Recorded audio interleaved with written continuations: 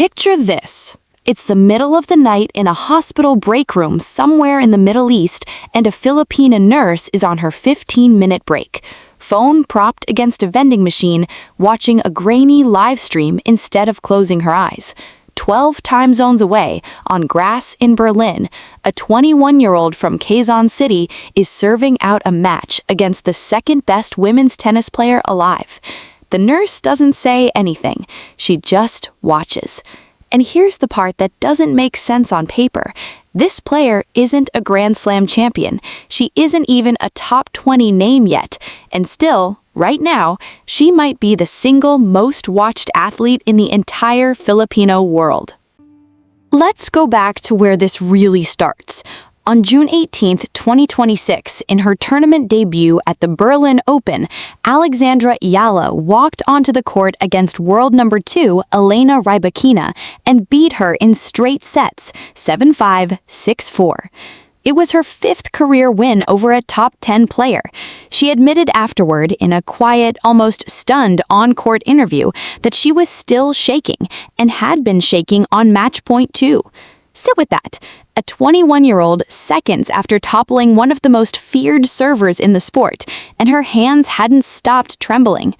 That win alone would have been the headline, but Eala wasn't done. The very next day, she went out and beat world number 8, Elena Svitolina, 6-3, 6-4, to reach her first ever Berlin semifinal, her 3rd semifinal of the entire season. She called Svitolina a huge fighter, someone she'd admired since childhood. 2 top 10 scalps in 24 hours. Think about that for a second.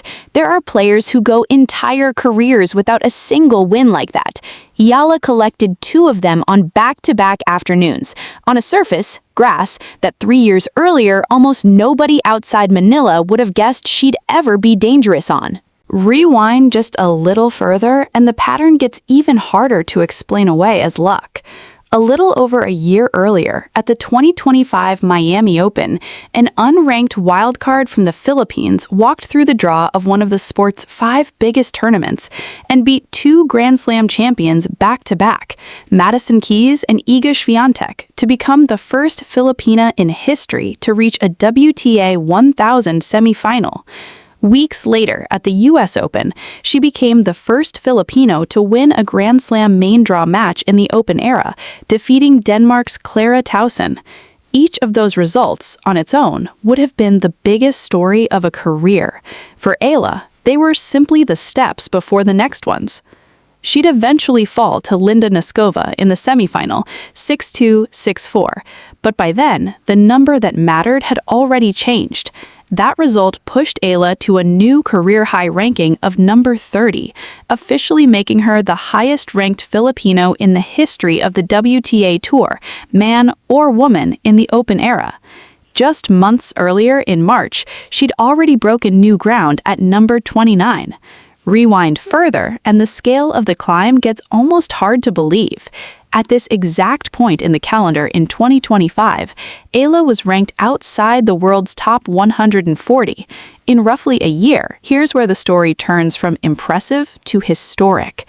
Alex Eala is the first Filipino in the Open era to break into the WTA's top 30, the first to record multiple wins over top 10 opponents and major champions, the first to reach a tour-level singles final. Back in 2022, as a 17-year-old, she'd already become the first Filipino to win a major junior title, taking the girls' singles crown at the U.S. Open. Every one of those firsts belongs to a country that, before her, had never produced a woman ranked inside the world's top 100 in the sport at all. So, what happens if she keeps climbing? What happens if this is the year she goes deeper than a semifinal, deeper than anyone from her country ever has? To understand why any of this matters beyond a scoreboard, you have to understand who's actually watching. There are roughly 10 million Filipinos living and working outside the Philippines right now. Nurses, seafarers, caregivers, engineers, domestic workers, call center agents on graveyard shifts. A quarter of the world's commercial seafarers are Filipino. Every year, tens of thousands of Filipino nurses leave home to staff hospitals from Riyadh to London to Los Angeles. These are people who, for the length of a tennis match, get to stop being far from home and start being part of something. Eala herself has talked about this directly, about wanting tennis to grow because people are developing genuine interest in the sport, not just in her. That connection isn't abstract, it's visible. When Eala played her first-round match at the 2026 Australian Open, so many Filipino fans descended on Melbourne Park that it created a logjam outside the court, with a line stretching several hundred yards through the grounds, just to watch a first-round match. She lost that day, in 3 sets, to an unseeded American. It didn't matter. The crowd came anyway, and they'll come again. A few weeks later, the Philippines hosted its first ever WTA tournament, the Philippine Women's Open, on courts in Manila where Eala herself trained as a junior. She entered as the second seed and lost in the quarterfinals, a tough, close 6-4, 6-4 defeat. Even in defeat, she called it a full-circle moment, a chance to share the milestone with the community that raised her. It shows up in smaller ways too. Eala regularly addresses her home crowd in Tagalog after matches, a small choice that has done more to grow the sport's popularity in the Philippines than any single win could. On International Women's Day, after beating Coco Gauff in a difficult match, she paused her on-court interview to thank the incredible women who paved the way for her, a brief, unscripted moment that traveled across Filipino social media within hours. That's the pattern with Eala. The tennis opens the door, but it's these small human gestures that make an entire nation feel like it's standing in the room with her. This is the emotional core of the whole story. Eala isn't just winning for herself. She's become a stand-in for an entire diaspora sense of visibility. For a country whose global reputation abroad has too often been tied to labor and sacrifice, to the idea of leaving home in order to survive, watching a 21-year-old from Quezon City stand toe-to-toe with the best players on earth flips the script entirely.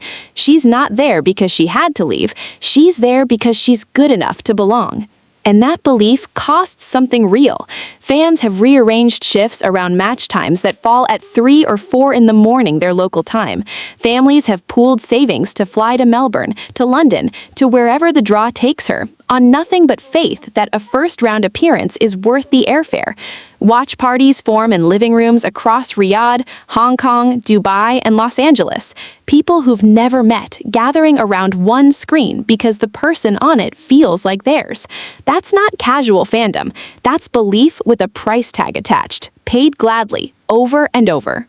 Think about what that actually requires. A caregiver in Abu Dhabi asking an employer for a rare night off during a Grand Slam final. A seafarer timing a satellite call home around a match instead of around his own family. A nurse in London pooling a week's worth of tips with coworkers just to print out a homemade Philippine flag for the hospital break room. None of these are extravagant sacrifices by the standards of the world Alan now competes in. No private boxes, no chartered flights.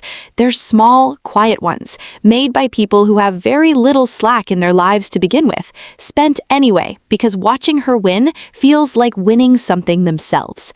By June 2026, that belief had another reason to grow. Eala won her second WTA 125 title of the year in Birmingham, then reached the round of 16 at the HSBC Championships at Queen's Club. Before that stretch in Berlin pushed her ranking to a new peak. All of it landed her a first-ever Grand Slam seed.